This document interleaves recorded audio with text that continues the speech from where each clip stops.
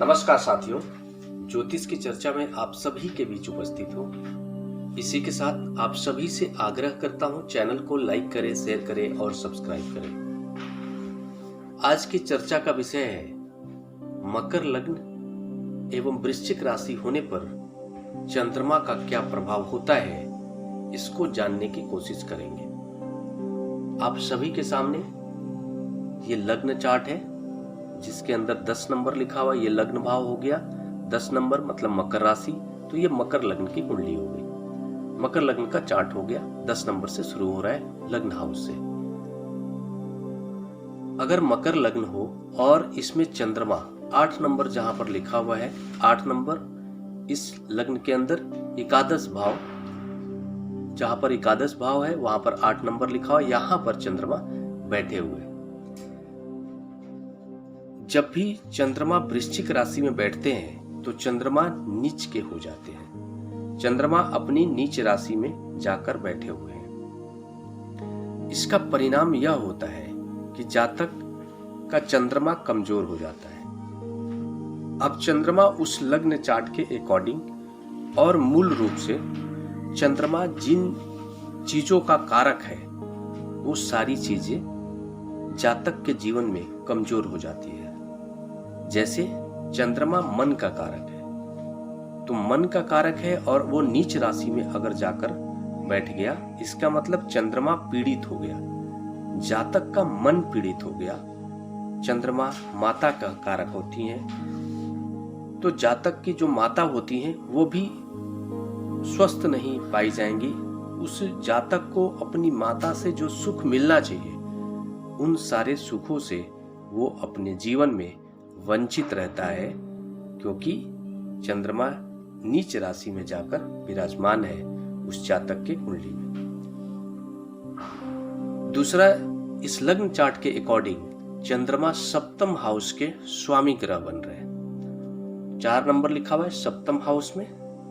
सप्तम हाउस जातक का जीवन साथी का घर होता है, पार्टनरशिप का होता है। तो उस जातक को अपने जीवन साथी से जो सुख की प्राप्ति होनी चाहिए वो सारे सुखों से वंचित रहता है। जातक का जीवन साथी मानसिक रूप से भी कहीं ना कहीं पीड़ित महसूस करेगा। ये चीजें देखने को मिलेगी, मतलब एक हेल्दी रिलेशन नहीं देखने को मिलेगा, कारण चंद्रमा कमजोर स्थिति में है। जातक को अपने जीवन साथी से, जिस तरीके से एक जीवन साथी से किसी भी व्यक्ति को अपने जीवन में एक उम्मीद होती है, सहयोग की उम्मीद होती है, उन सारे सहयोग से जातक वंचित रह जाता है। इसके कारण चंद्रमा बनते हैं, क्योंकि चंद्रमा कमजोर स्थिति में नीच राशि में जाकर बैठ गए हैं। इसके परिणाम स्वरूप वो जातक अगर जीवन में किसी भी तरह का पार्टनरशिप भी अगर करेगा तो वो पार्टनरशिप फलित नहीं होगा, लाभदायक नहीं होगा, और उस पार्टनरशिप में कहीं ना कहीं अड़चने आएंगी।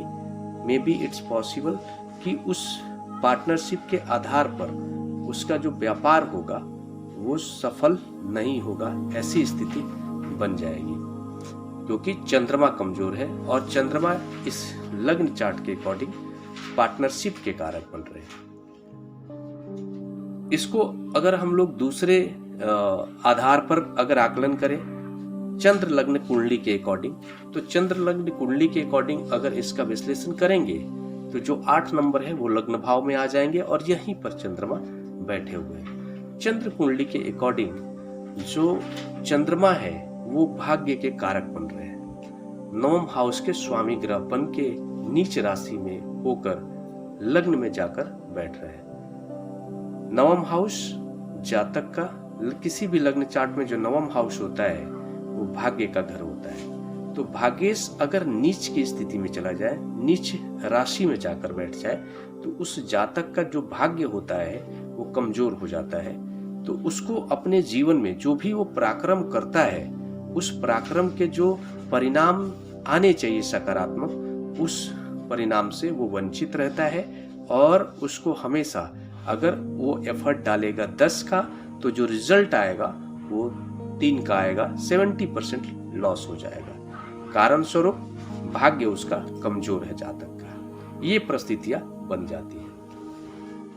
इसमें थोड़े बहुत सुधार की संभावना इस आधार पर हो सकती है कि बाकी सारे ग्रहों की स्थिति कैसी है। ये तो पर्टिकुलर केवल एक ग्रह की स्थिति बताई जा रही है। जैसे लग्न कुंडली के अंदर चंद्रमा यहाँ पर बैठकर कमजोर हो गए तो मन को उन्होंने कमजोर कर दिया, जातक के माता के स्वास्थ्य को कमजोर कर दिया और सप्तम हाउस से मिलने वाले जो फल है उसको कमजोर कर दिया। इसमें सुधार की स्थिति इस आधार पर होने की संभावना है कि चंद्रमा के साथ कोई ग्रह, शुभ ग्रह बैठ जाए या फिर जुपिटर गुरु कहीं से चंद्रमा के ऊपर अपनी दृष्टि डाल दे, तो ये जो सारे जो प्रभाव बताए गए हैं उसमें कमी आ जाती है और बहुत हद तक कमी आ जाती है। ये जो प्रभाव बताए जा रहे हैं पर्टिकुलर एक ग्रह की स्थिति के आधार पर बताए जा रहे हैं। इसी के साथ नमस्कार। अगले विषय पर चर्चा करने के लिए आप सभी के बीच मिलूंगा। तब तक के लिए मेरा नमस्कार।